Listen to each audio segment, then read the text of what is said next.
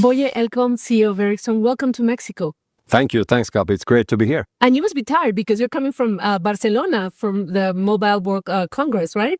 It's an exciting few days in Barcelona. And of course, you get a bit tired, but on the other hand, you get energy when you see you. And when you talk about technology and you're pitching the 5 to the 6 generation and also the 5 standalone technology, what are you exactly describing? And is this an opportunity for Latin America as well? I think we live in a very big discontinuity, actually, and it's all introduced by AI. And of course, AI is such an important technology. It's going to touch all of us. It's going to touch all companies, governments, so basically on society. It's a fundamental technology. And that technology to actually scale and become in devices, in use cases, in applications, going to need the connectivity network. So I like to say that we started in the data center end. That's going to be needed. Big data centers built out. Now it's telecommunications. We need to get the connectivity networks to be built out. How are countries faring? How is Europe, Latin America, the US? It's actually the progress varies here globally. And we can see Latin America actually being a bit on the slower end of adopting 5G. And I think that actually is something that ought to concern governments and regulators around the continent to actually make sure policies are in place to incent new investments in the infrastructure. It's policies, but it's at the same understanding the opportunity still at this point, because we talk for years about the spectrum in many cases in many countries. But where are we stuck? I think it's an overall situation where this comes back to a view you need to build the digital stack. So when I talk about the digital stack, I talk about data centers, I talk about connectivity networks, I talk about applications, etc.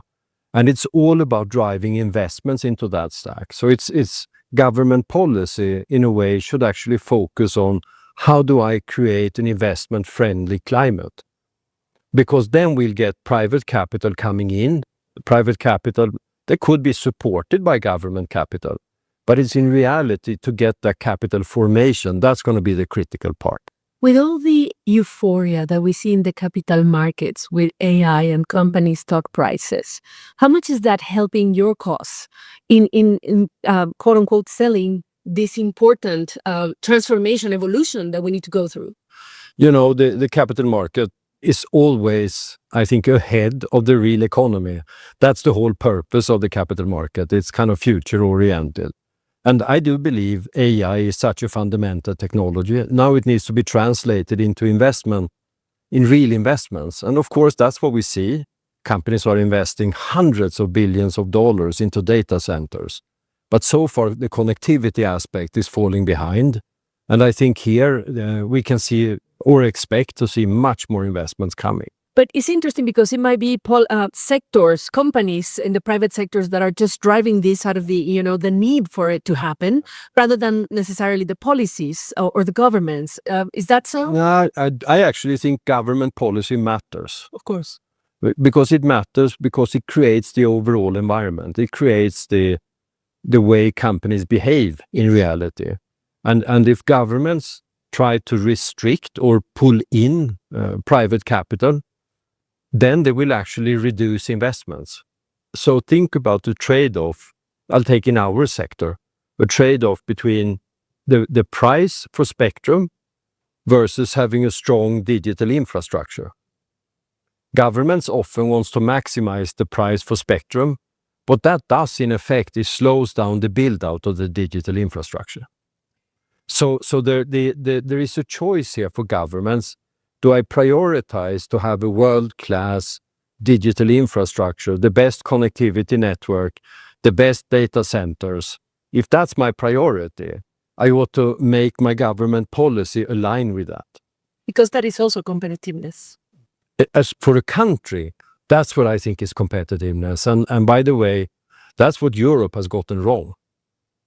Europe has focused on making sure the consumer price of today's connectivity is the lowest. And when you've done that, you have basically gotten to a position where the investments in the digital infrastructure falls behind. And now competitiveness start to suffer. Of course. When you think about Latin America, does it excite you It does. when it comes to investing in new projects and development, and why? Of course, when you come here, you get excited. You see, I think this is of course, it's a large continent. It's a young population. I think it's a hungry population that actually wants to create, call it a dream for the continent. And that's actually a massive opportunity to see investments happening, to see new applications happening. It's a lot of things that needs to change, of course, to capture that. But I think there is a great opportunity. I'm very excited to be here. So what would be your message for the region, how to catch up quickly? I think it comes back to the discussion we had. I think having government policy actually start to drive private investments, private development of companies, etc. So think about here, how do you develop the capital market? How do you make it more interesting to save in equities for the population? How do I actually create entrepreneurship? What do I need to do? How do I simplify entrepreneurship? How do I drive capital formation in the private sector? If you create that environment, Latin America will be unbeatable. Amazing. Well, congratulations, Gabriel, 150 years. And it's good to meet you here in Europe. Thank you. Good seeing you.